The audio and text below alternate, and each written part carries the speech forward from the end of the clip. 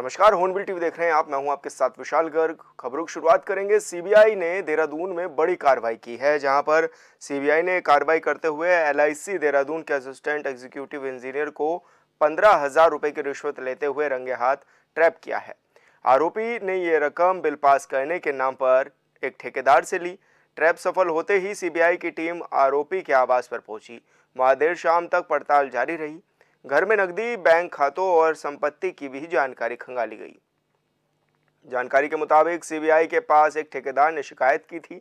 बताया था कि उनका कई बिल एलआईसी मंडल कार्यालय हरिद्वार रोड के इलेक्ट्रिक इंजीनियर भगवती प्रसाद ने रोके हुए हैं।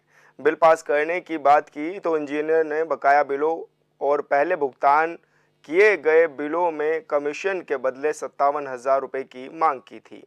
दोनों पक्ष 40,000 रुपए की रिश्वत पर सहमत हो गए थे और ठेकेदार रिश्वत नहीं देना चाहता था, इसलिए उन्होंने इसे लेकर सीबीआई देहरादून कार्यालय में शिकायत भी की थी।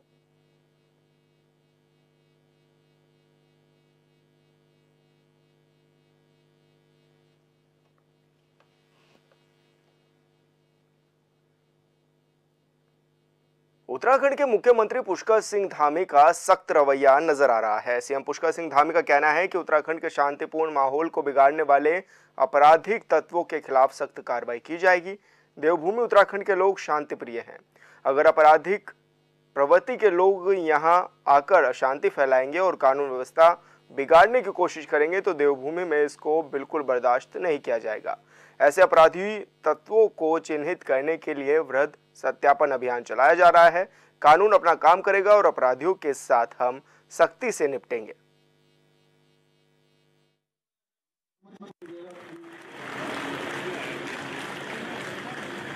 बहुत शांतिपूर्ण तरीके से चलने वाला राज्य है। सभी एक दूसरे के साथ बहुत भाईचारे के साथ रहते हैं और कोई भी अगर कानून को तोड़ेगा तो कानून उसके साथ सख्ती से काम करेगा।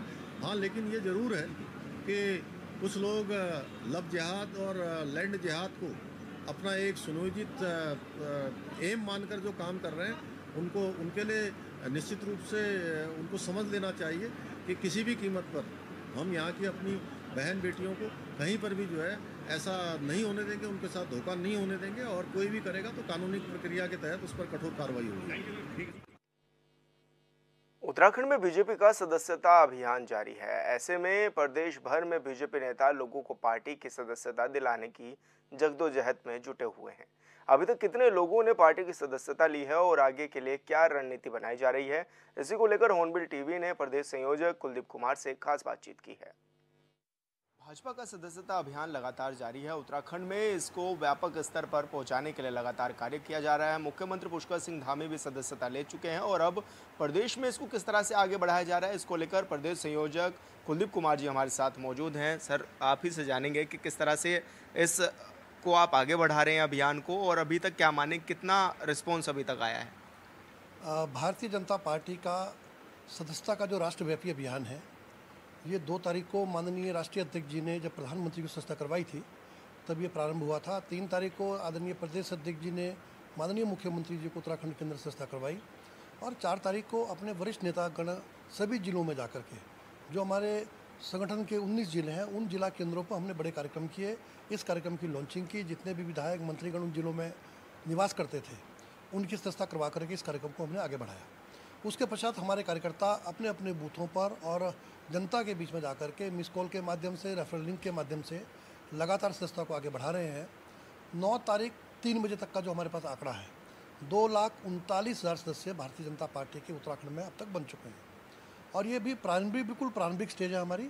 आज यानी कि 10 तारीख को आज कई परिवारों में अगर 2 मोबाइल हैं और वहाँ 4 या 6 लोग निवास करते हैं तो अन्य लोगों को कैसे सदस्य बनाया जाए, इस चीज़ को लेकर के आदरणीय प्रदेश अध्यक्ष जी ने एक आज पत्रक लॉन्च किया है, घर घर संपर्क के लिए स्टिकर लॉन्च किया है और एक हार्ड कॉपी में एक फॉर्म लॉन्च किया है। जो परिवारों में मोबाइल के अतिरिक्त सदस्य हैं उनको भी मेंबर बनाया जाए, इसके लिए हमारे जो कार्यकर्ता हैं वो घर घर बूथ पर जाएंगे और 10 तारीख से लेकर के 16 तारीख तक पूरे सप्ताह प्रदेश के माननीय प्रदेश अध्यक्ष जी से लेकर के और बूथ पर रहने वाले वरिष्ठ पदाधिकारी तक सभी को कोई ना कोई बूथ आवंटित किया गया है। उन बूथों पर जाकर के वो सदस्य के लक्ष्य को पूरा करेंगे। हमने हर बूथ पर पहाड़ी क्षेत्र जिलों में 200 का लक्ष्य लिया है और मैदानी जिलों में 300 का लक्ष्य लिया है।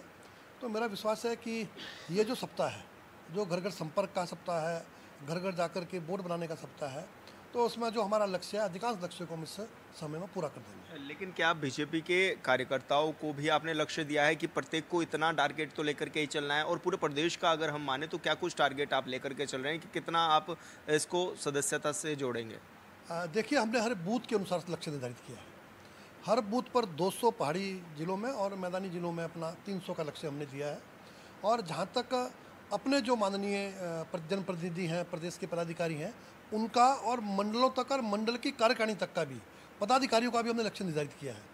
इसमें माननीय सांसद गणों को 15,000, माननीय विधायक गणों को 10,000, आदरणीय मेयर गणों को 7,000, प्रदेश के जितने पदाधिकारी हैं उनको 2,000, इसी प्रकार से जो अपने ब्लॉक प्रमुख हैं, नगर पंचायतों के अध्यक्ष हैं, नगर पालिकाओं के अध्यक्ष हैं और अपने ज़िले के पदाधिकारी हैं, मोर्चों के पदाधिकारी हैं, सबका लक्ष्य निर्धारित है।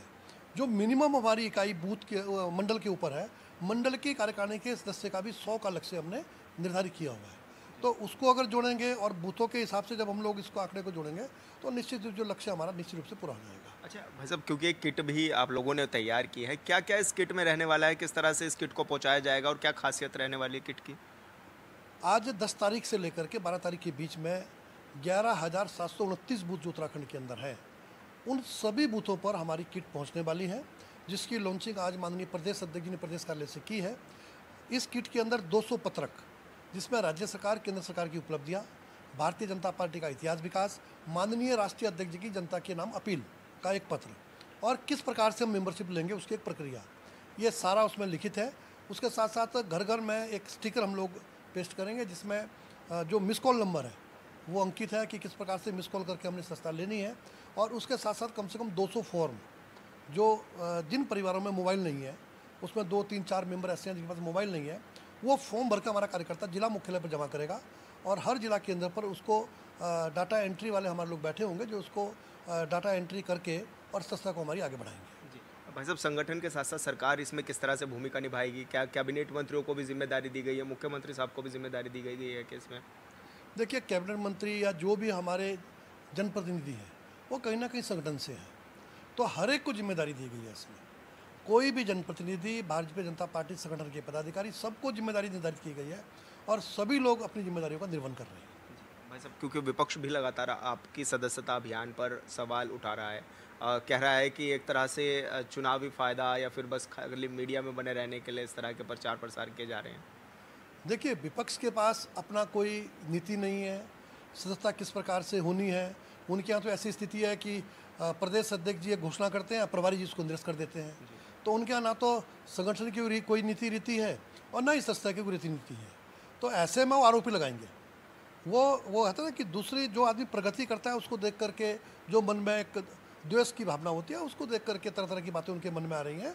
और भारतीय जनता पार्टी एक ऐसी पार्टी है जिसमें अपने आप में लोकतंत्र है और सदस्यता जो है हमारी पार्टी में अधिक से अधिक लोगों को जोड़ने के, जो हमारी आस्था के साथ जुड़ रहे हैं, उनको जोड़ने का हमारा एक महाअभियान है जिसको हम लोग संगठन पर्व के रूप में मना रहे हैं और इसको आगे बढ़ा रहे हैं। भाई साहब, कब तक चलेगा ये अभियान? कोई तिथि निर्धारित की गई है क्या इसके लिए? ये अभियान मुख्य रूप से 2 चरणों में चलेगा। इसका पहला चरण 2 तारीख से लेकर के 25 सितंबर तक चलेगा और जो दूसरा चरण है वो 1 अक्टूबर से लेकर के 15 अक्टूबर तक चलेगा। जो पहला चरण है उसमें हम लोग बूथों पर जाकर के सस्ता करवाएंगे और 25 तारीख से लेकर के 30 तारीख के बीच में सितंबर की हम लोग समीक्षा करेंगे कि हम कितनी सस्ता हमने लक्ष्य लिया था और हम कितने उस लक्ष्य को हमने अचीव किया है।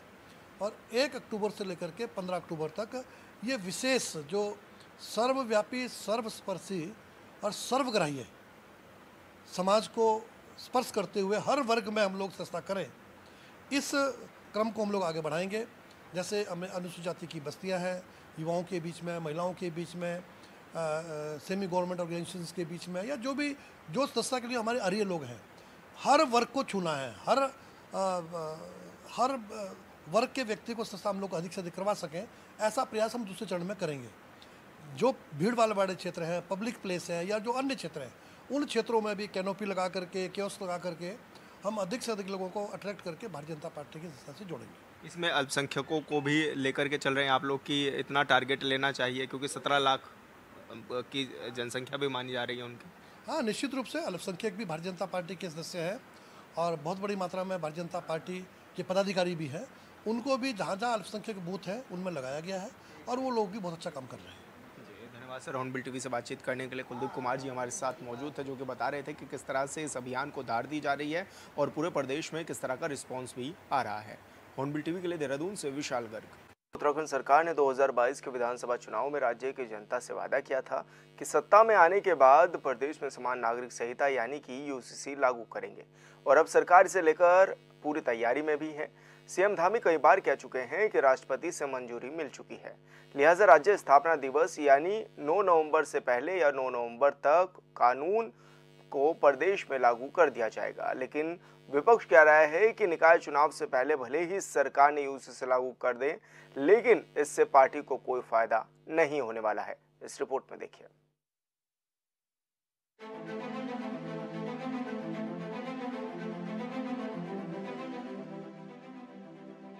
उत्तराखंड में राज्य स्थापना दिवस यानी 9 नवंबर से पहले बीजेपी की डबल इंजन वाली सरकार चुनावी वादों को पूरा करने जा रही है। राज्य के मुखिया पुष्कर सिंह धामी कई बार मीडिया से कह चुके हैं कि 9 नवंबर से पहले प्रदेश में समान नागरिक संहिता यानी यूसीसी लागू कर दिया जाएगा, फिर सभी लोगों के लिए एक ही कानून होगा। लेकिन इसे लेकर विपक्ष सरकार पर हमलावर है और इसके पीछे की वजह है निकाय चुनाव। दरअसल हाईकोर्ट में सरकार ने शपथ पत्र दिया है, जिसमें कहा गया है कि 25 दिसंबर तक सभी निकायों में चुनाव करा लिए जाएंगे। लिहाजा ये सवाल उठ रहा है कि क्या निकाय चुनाव से पहले सरकार यूसीसी लागू कर चुनाव जीतना चाहती है। विपक्ष कहना चाहता है कि यूसीसी लागू करने से बीजेपी को फायदा नहीं होने वाला। यूसीसी का फायदा आपने देखा होगा सरकार को जब पार्लियामेंट के चुनाव में नहीं मिला, असेंबली में उतना बड़ा नहीं मिला, तो नगर निकाय के चुनाव में कोई फायदा इनको होने वाला नहीं है। लोग इनकी भावना समझ चुके हैं। यूसीसी में ये कुछ नया लाए तो है नहीं, कोई नया जोड़ा नहीं है। कहीं की ईंट कहीं का रोड़ा, भानुमति ने कुनवा जोड़ा वाली कहावत को इन्होंने चरितार्थ किया है। यूसीसी में क्या नया है? जो कानून पहले से यहाँ विद्यमान है उन्हीं कानूनों के ऊपर तो ये बात कर रहे हैं। कांग्रेस प्रदेश संगठन उपाध्यक्ष मथुरादत्त जोशी का कहना है कि सरकार को जब यूसीसी का फायदा संसद चुनाव में नहीं मिला, तो निकाय चुनाव में भी सरकार को इसका फायदा नहीं मिलने वाला। लोग सरकार की भावनाओं को समझ चुके हैं। यूसीसी में कुछ नहीं है, जो कानून पहले है सरकार उसी की बात कर रही है। उन्होंने कहा कि बीजेपी में इतना नैतिक साहस नहीं है कि वो यूसीसी को लागू कर सके। जो सुप्रीम कोर्ट ने पहले कहा है, जो लागू है, चाहे अडॉप्शन की बात हो, चाहे अन्य मुद्दों की बात हो, सब वही कानून है। चाहे तलाक की बात हो, कोई नया तो लाए नहीं। नया लाते तो हम तब कहते।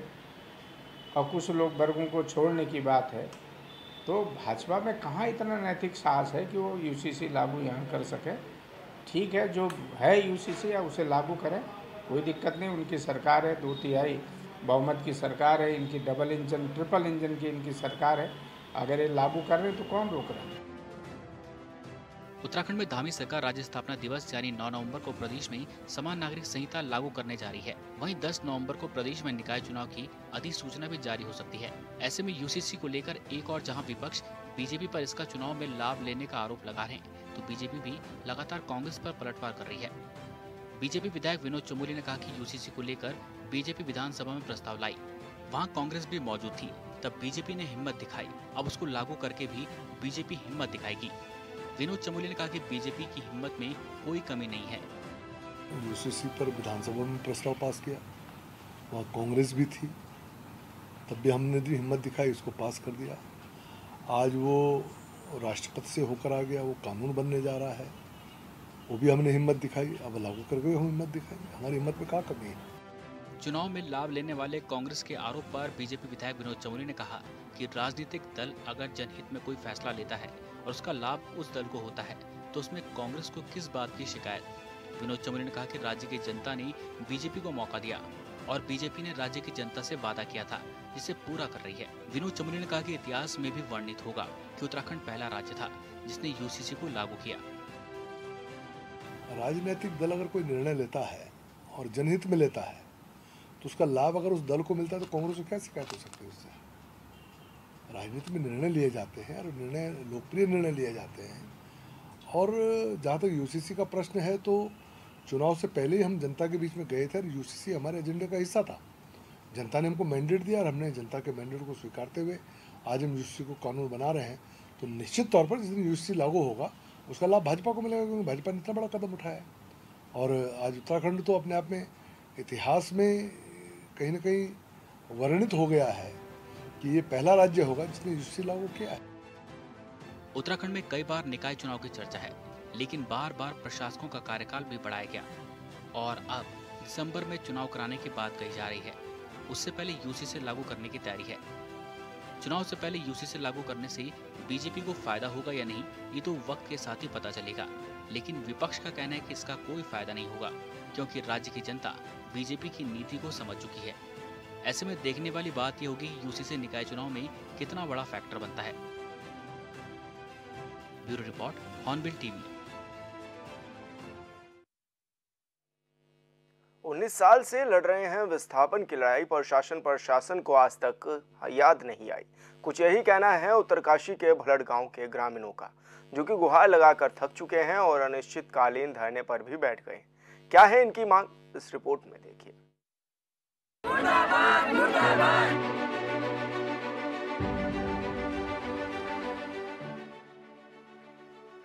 उत्तराखंड की टिहरी स्थित एशिया की सबसे बड़ी टिहरी झील किनारे बसे ग्राम सभा भल्ड के ग्रामीणों में सरकार के प्रति भारी आक्रोश है। मुर्दाबाद मुर्दाबाद मुर्दाबाद, डीसी मुर्दाबाद मुर्दाबाद मुर्दाबाद, जो कहीं से गलत नहीं है। गांव के लोगों का कहना है कि झील की वजह से जमीन धंस रही है, मकानों में दरारें पड़ रही है, कोई सुनने को तैयार नहीं। लिहाजा गांव के लोग 12 से ज्यादा दिनों से झील के किनारे ही अनिश्चितकालीन धरने पर बैठे हैं। यहाँ पे विगत 12 दिनों से हम यहाँ पे अनिश्चितकालीन धरने पे बैठे हुए हैं और ग्राम सभा भड़गांव के विस्थापन की मांग को लेकर हम यहाँ पे धरने पे बैठे हुए हैं। और सभी ग्रामीणों का कहना ये है कि इस बार हम आर और पार की लड़ाई लड़ रहे हैं। जब तक हमारा गांव विस्थापित नहीं हो जाता तब तक हमारा अनिश्चितकालीन धरना भी जारी रहेगा। और जैसे कि आप देख ही रहे हैं कि यहाँ पे टिहरी झील का जो जलस्तर है वो लगातार बढ़ रहा है और कल तक संभवतः यहाँ पे धरना स्थल पे टिहरी झील का जलस्तर आ जाएगा और जिसके कारण यहाँ पे सभी ग्रामवासी जल समाधि हेतु बाध्य होंगे अगर हमारी मांगों पे सकारात्मक कुछ निर्णय नहीं लिया गया। टिहरी झील को लगभग 20 साल पूरे होने वाले हैं, लेकिन विस्थापन की बात करें तो टिहरी झील से लगे आसपास के गांव का विस्थापन पुनर्वास मुआवजा पूर्ण हो चुका है। लेकिन झील से लगा हुआ भल्ड गांव, जो कि उत्तरकाशी जिले का अंतिम गांव है, वहां के कुछ परिवारों को विस्थापित कर दिया गया था, पर लगभग 50 परिवार आज भी विस्थापन के लिए लड़ाई लड़ रहे हैं। मामला ये है कि भंडारी जी के हाथ पे वो जो रिपोर्ट है 2013 के जो वैज्ञानिक ने रिपोर्ट बनाई है, उस टाइम प्रीतम पवार जी कैबिनेट मंत्री थे और हमारे जिला अधिकारी महोदय ने जिस टाइम 2013 में उत्तरकाशी आपदा आई थी उस टाइम जो है ये वैज्ञानिक को भेजा था। दो दिन तक वैज्ञानिक यहाँ रहा है। उन्होंने जो है हर जगह यहाँ मशीन लगाई है। इस धरती पे जो है उन्होंने हथौड़ा बजा के जो है इसकी जाँच की है और ये जाँच करके उन्होंने जो है लिख के दे रखा है इस सब शब्दों में कि भल्डगांव झील में कभी भी समा सकता है। इस बात से इनकार नहीं किया जा सकता है और आज ये दिन हमें देखने को मिल रहा है और शासन प्रशासन तभी इस बात को गौर नहीं कर रहा है। शासन प्रशासन क्या बोल रहा कि हम तो इसकी जो है जांच करवा रहे हैं। तो मैं तो यही कहूँगा सर कि ये लोग जो है हमारी जो है जनहानि कर रहे हैं और हमारी अनदेखी कर रहे हैं और हमारे साथ सौतेला व्यवहार किया जा रहा है यहाँ पर, क्योंकि ये उत्तरकाशी से सटा हुआ गांव है। परसों जिला अधिकारी महोदय वहाँ गए मदनी की में, उनका भी यही था मसला जो हमारा है यहाँ पर। ऐसे वो भी झील के किनारे बैठे थे, वहाँ पर जिला अधिकारी महोदय ट्रॉली से बाकायदा अपने आप गए डीएम साहब और डीएम साहब ने जो है उनकी मांगों को पूरा किया है। वहाँ विस्थापन करवाया है उनको, उनके लिए बोला है कि तुमको हम विस्थापन कर देंगे। और भल्डगांव में आज 12वें दिन है हमें, भल्डगांव में उन्होंने एक दर्शन भी नहीं दिखाया अभी तक यहाँ पर। वो तब आएंगे जब यहाँ की जनता जो है डूब जाएगी, मर जाएगी। वैज्ञानिक रिपोर्ट की जांच के अनुसार पाया गया कि इस गांव में झील के पानी से खेत खलियानों में दरारें आ चुकी है। निकट भविष्य के लिए खतरा है। ग्रामीणों ने शासन प्रशासन को पत्राचार के माध्यम से अपनी समस्याएं बताई, लेकिन टीएचडीसी और टिहरी पुनर्वास के एग्जीक्यूटिव डायरेक्टर को भी अवगत कराने के बावजूद भी आज तक कोई कार्रवाई नहीं हुई। हमें आज यहाँ पे 12 दिन हो गए और 12 दिन के डबल करे तो 12 दिन के डबल तो 24 दिन हमें यहाँ पे हो गए हैं, लेकिन हमारे पास अभी कोई भी अधिकारी हमारे निर्णय करने के लिए कोई भी नहीं आया।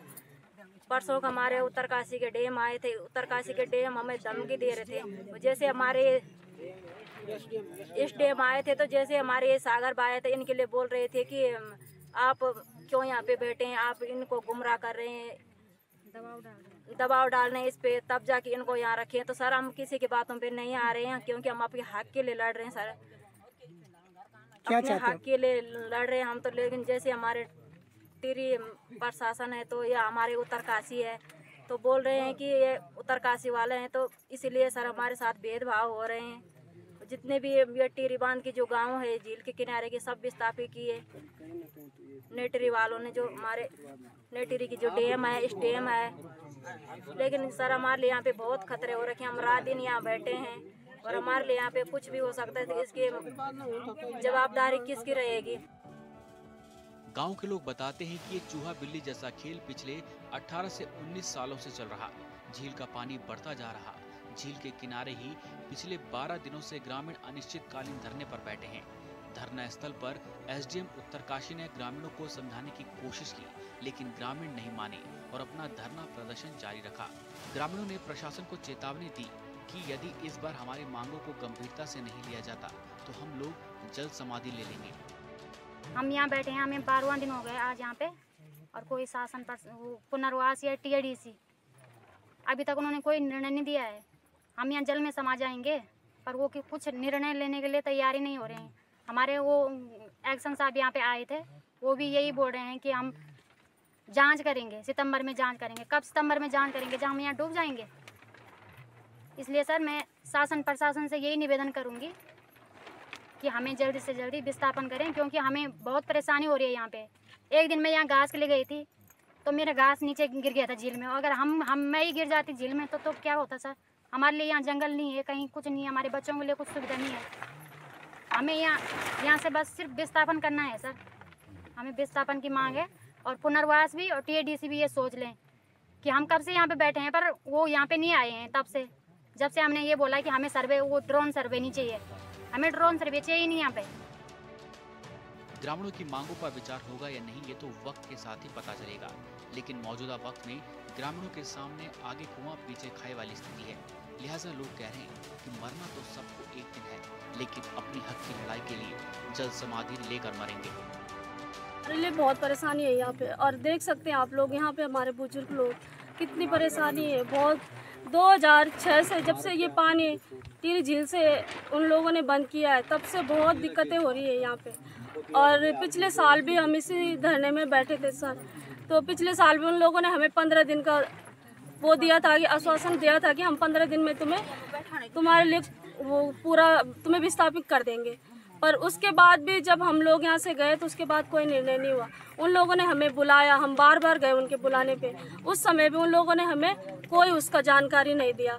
फिर जब हम लोग अभी बैठे हैं यहाँ पर तो बहुत से लोग आ रहे हैं, डीएम साहब भी आए, वो आए, एसडीएम साहब यहाँ पर आए, और जो भाई हमारे लिए सहयोग के लिए खड़ा है सागर भाई, वो उसको भी धमका रहा है, उसको डरा रहा है ना। तो जो लोग हमारे साथ खड़ा, उन लोगों को तो वो लोग डरा रहे हैं। जब वो लोग हमारे साथ खड़े नहीं हो सकते, हमारे साथ कुछ हमारा सहयोग नहीं कर सकते, तो जो लोग कर रहे हैं उन लोगों को भी क्यों धमकाना है उनको।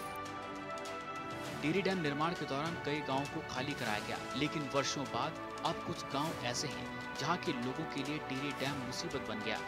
डैम के किनारे ही गांव बसा हुआ है। डैम की वजह से घरों में दरारें पड़ रही है, लिहाजा गांव के लोगों में आक्रोश है। भल्ट के ग्रामीणों का कहना है कि इस बार कुछ भी हो जाए, धरना प्रदर्शन समाप्त नहीं होगा। हो गया ना, हमारा 12वां दिन हो गया ना, कोई शासन प्रशासन हमारे सुन लगे। हमारे घर में जब मकानों पर सार दरारें आई, जब हम बरखा लगने लगे, हम रात भर रोने लगे डर रखा कि हमारा मकान न टूटो, हमारा कच्चा बच्चा न टूटो। और ये हम जितना मेल है हम कोई भूम वाले नहीं, गाँव हमारा बिल्कुल पिछड़ियों गाँव से। और फिलहाल इस बुलेटिन में इतना ही। आप देखते रहिए हॉर्नबिल टीवी। नमस्कार।